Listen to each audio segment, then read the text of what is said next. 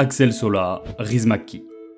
À première vue, l'Irlandais n'a rien d'une menace. 6 défaites en carrière, un palmarès de 1-4 à l'UFC qui frise avec le ridicule, et une défaite, ou plutôt une humiliation, face à un certain loup venu de Tchétchénie, dans laquelle il n'a tout simplement pas porté un coup.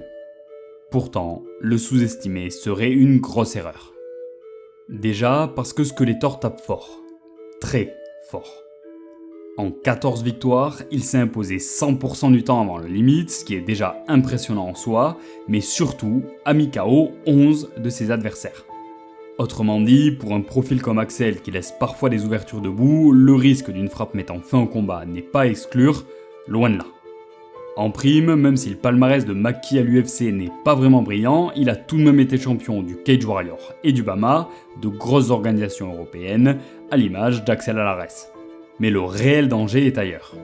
Car là où l'Irlandais est déjà familier des projecteurs de l'UFC, le Français, lui, y fera ses débuts. Alors contrairement à ce que l'on pourrait croire, y entrer par l'UFC Paris, en short notice et dans la catégorie supérieure qui plus est, ça a tout d'un cadeau empoisonné. Comment Axel gérera-t-il la pression du public ?